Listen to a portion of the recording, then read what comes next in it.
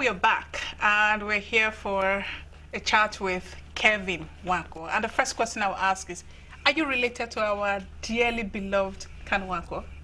No, I'm not. You're not?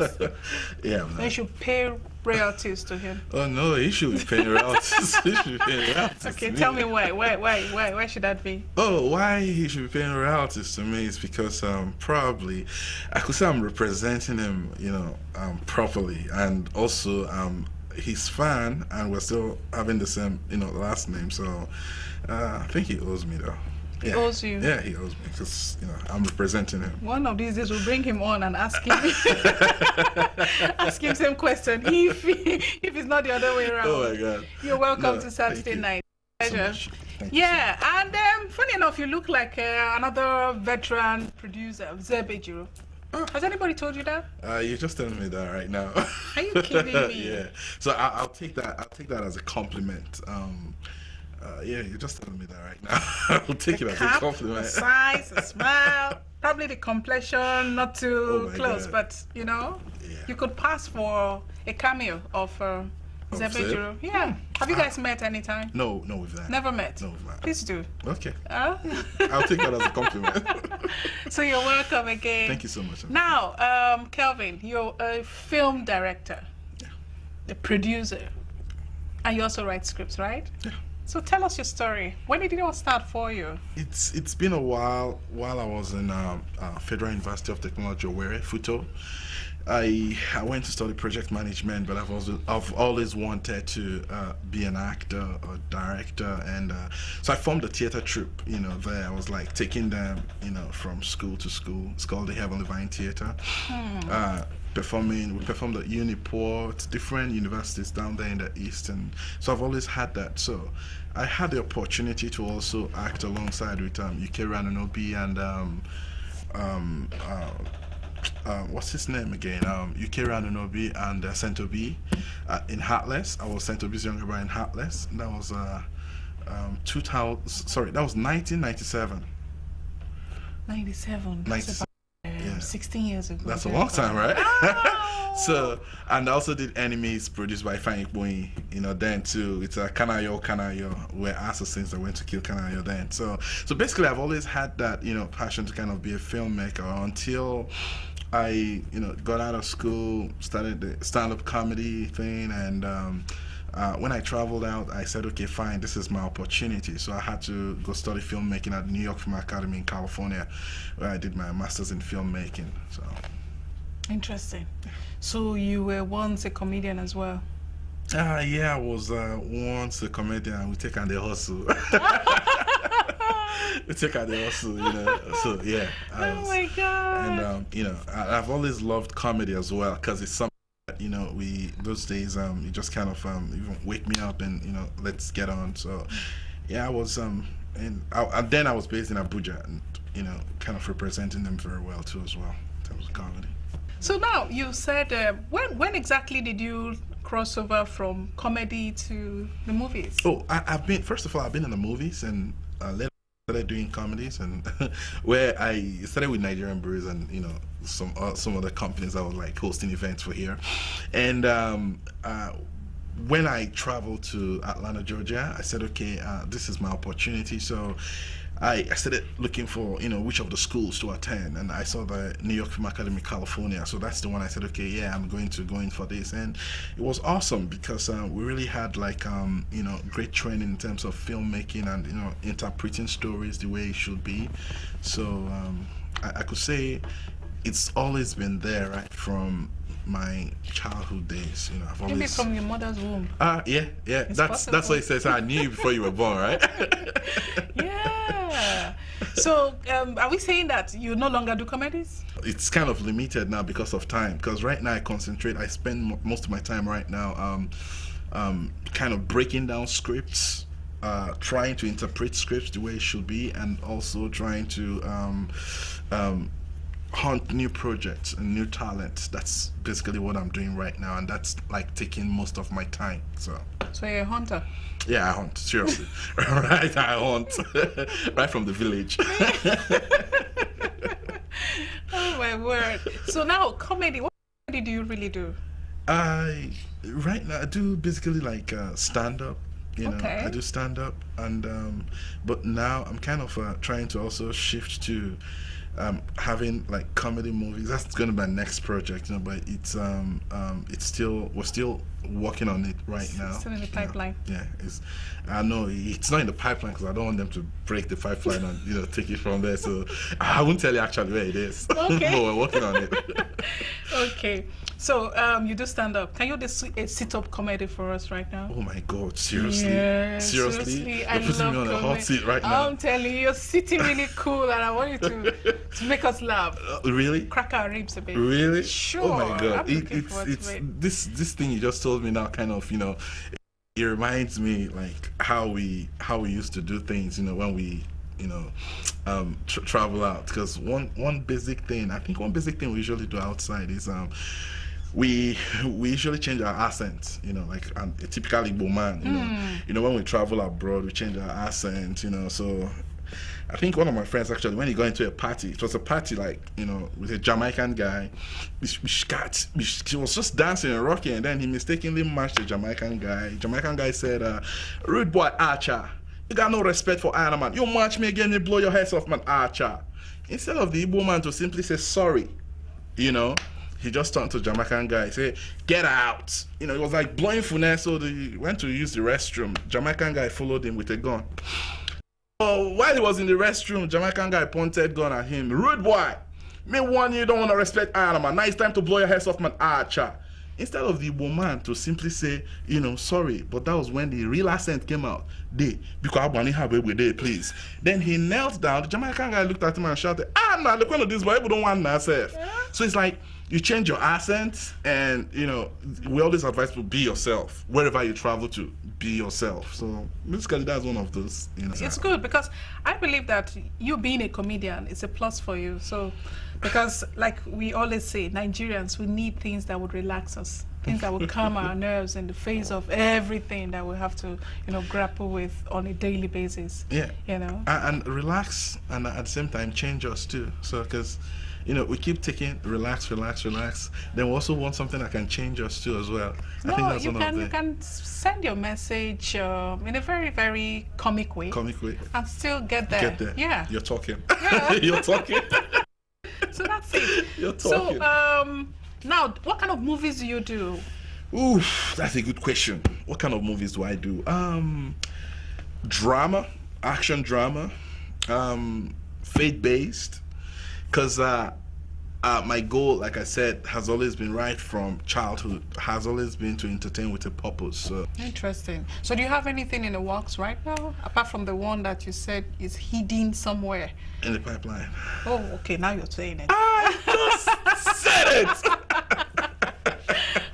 Okay, you got me now, right? Yeah. Yeah, I'm good. But I never said what pipeline is it, right? Yeah, you never Okay, did. all right. Let's just keep it right. Okay, let's keep it there. Yeah.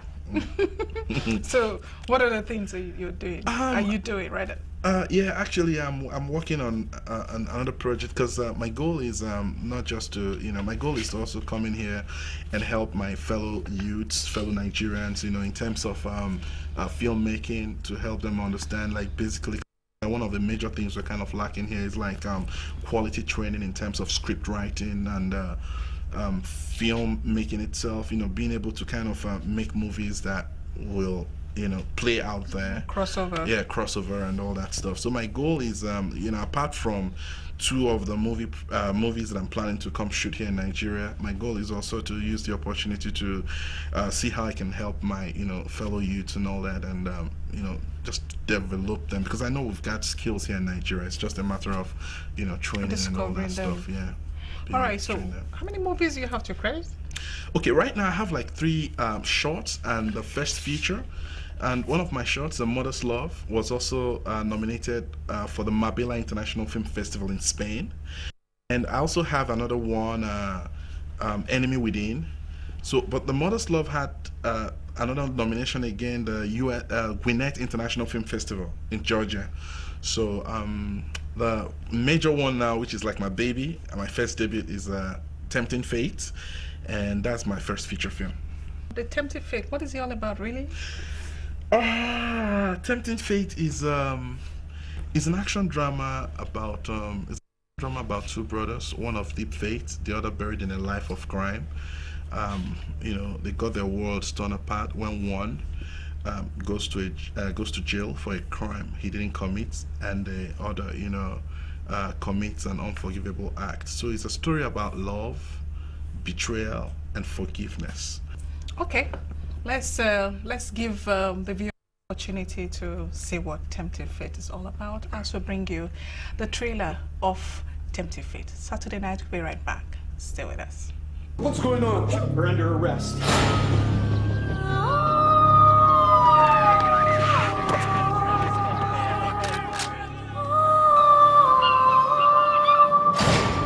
know you're protecting someone.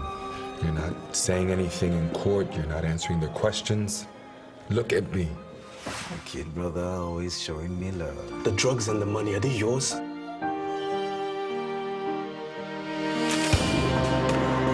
am done. Done with what? Cut the crap and start talking! Hide your voice. Isn't 5 years enough time for you to recover from thieves like me? Look, I had to do what I had to do, okay? You need the surgery. We need to save our house.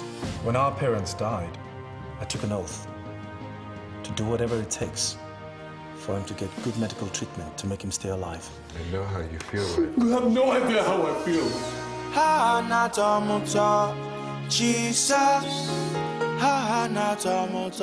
Hey, he's a good guy. He takes his religion seriously. Who pays the bill in this house? Me. Who works day and night for you to stay alive? Me. I do not want to kill you.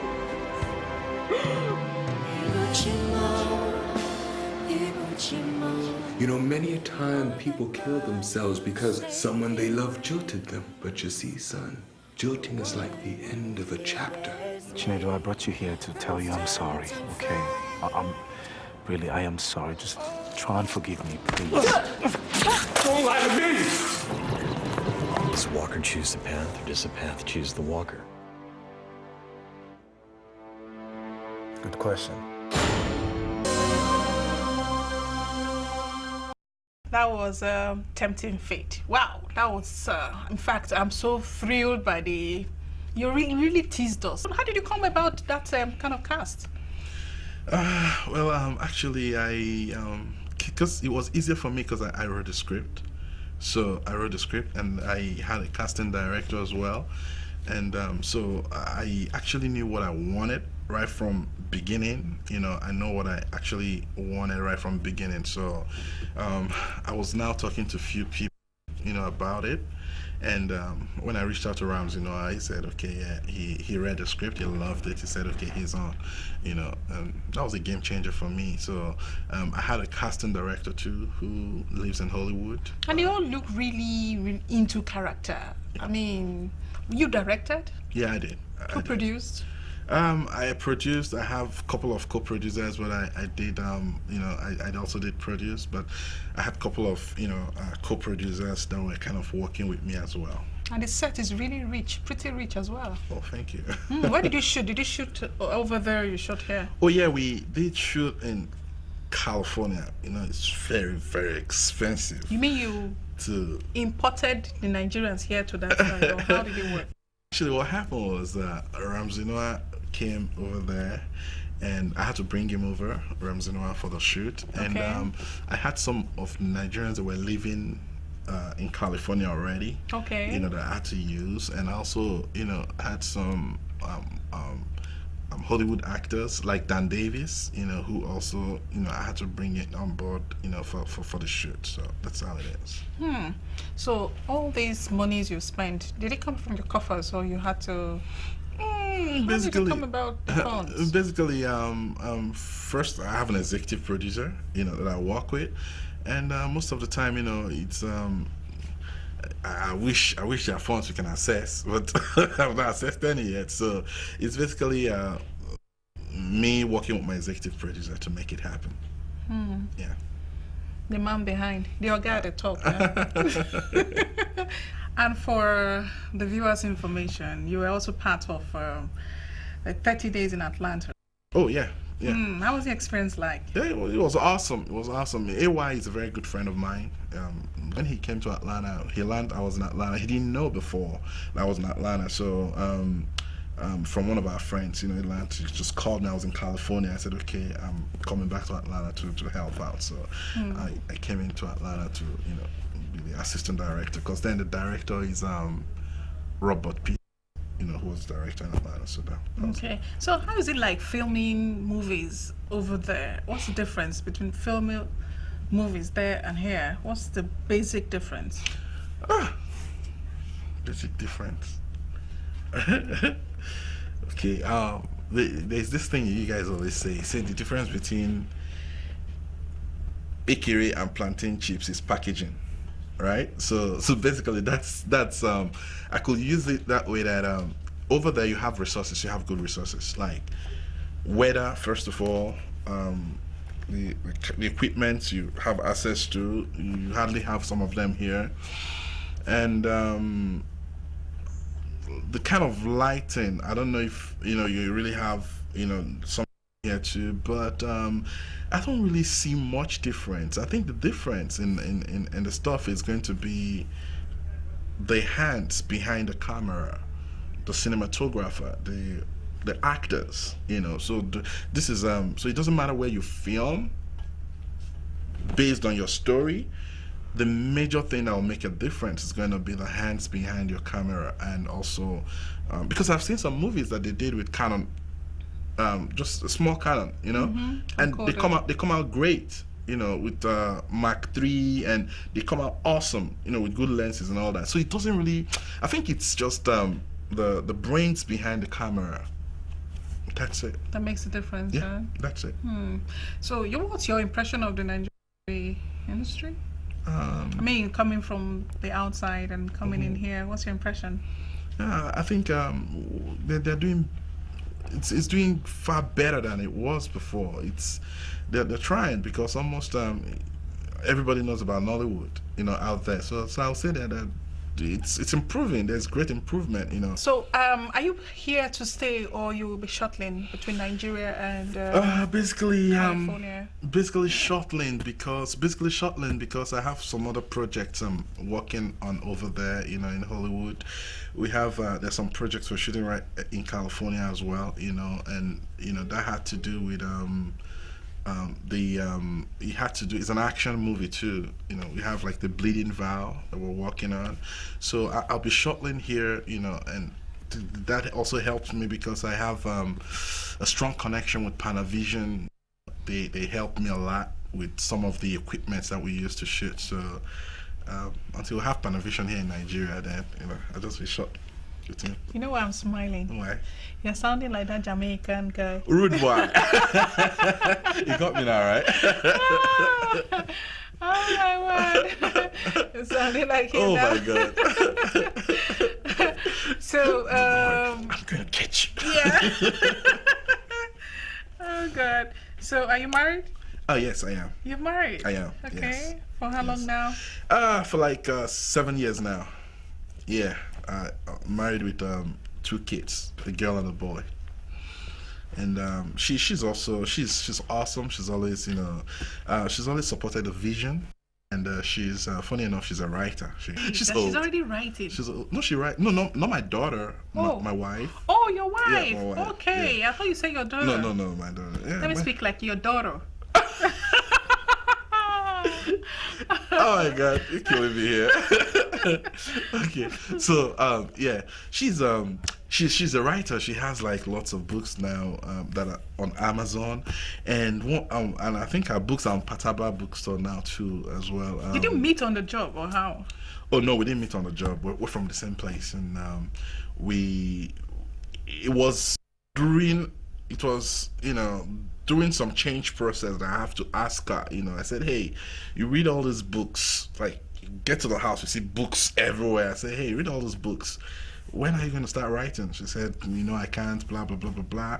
So she started, and after she started writing, now she writes with most of the popular authors now, like Rhonda McKnight. These are, her friends now. And she has like about, I think, 5 books now that are out. So you have a writer and a filmmaker in the house. Yes. What will become of the children? Probably actors. Musician. Yeah, that's. I think it's definitely they have to decide now. I would have liked it, but they have to decide. So you have 2 kids? Yes. Boy and a girl. A boy and a girl. Boy and a girl. Yeah. How old is the first? 6 years. 6, and the last? 4. 4, and the next? That's all. So no one is happening the next 1 or 2 years. That's all. That's all. That's all. That's all. Okay. Basically, that's our decision now. Let me clap for you. Thank you. Thank you. But I know you're trying to hit me below the belt again this time. No. No, I won't make you sweat out anymore. No.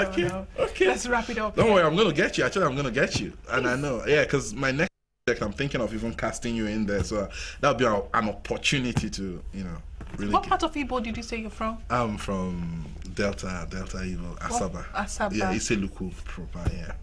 Iseluku. Okay. Iseluku. Can you afford me? You think you can afford me? Oh, don't worry. I know I'm gonna get you. Seriously, I can. Yeah, send it on national television. I'm a tough cookie. That's what I'm saying. If I can't afford you, there's this thing they call IOU. I don't know if you've heard about it before. I owe you. Well, I hear about it, but I've never really assessed it, and I don't think. Yeah, it's a very simple thing. IOU can work here. I owe you. Simple. It's in America. You do those. No. When you use credit cards and all those ones. Okay, Here as you go. That's what you're saying, that's right? That's the English we okay, understand. Now let me blow your mind. Let me blow your mind. Tell me about it. I'm going to cast you alongside with Denzel Washington. You're doing it for free? When it comes. You're doing it for free? Let it come. You see now? You're doing it for free? When that day comes, let me see this. I got you now, right? Seeing is believing. I got you now, right? So now I can get you. Even my organs at the top will say, go. Go. You're making NTA proud. Just go. Okay. Well, it's been a pleasure having you on Saturday night. Yes, I've thoroughly enjoyed myself. Yes, so I'm sure the viewers too have had a good time. So we'll be looking forward to the premiere. Yeah. Do I have a free ticket? Oh yes, okay. Sure. I told you that my next project I'm casting you alongside with Denzel. So you're not talking about free ticket. Come on, you don't make empty promises. So. I know. You're on national television. It doesn't. We'll come back. We are not the ones that started it. Started what, lying? No, it's not. You promise based on your desire. If it doesn't happen, you come back and repromise. Okay, till it happens. All right. Thank you so much. Anyway, Denzel has always been one of my favorite actors. I know. How did you know that? Yeah, because I know. How did you know? Tell me. Yeah, because I think all the ladies love Denzel Washington. Even in his old age, all ladies love Denzel Washington. I just like him. It's just, he's just 1 out of 100, or even 1,000. Mm-hmm. Yeah. And so, viewers, on that note, we say thank you so much for staying tuned to this week's edition of Saturday Night. Until next week, like I'd always say, be kind to one another. See you next time.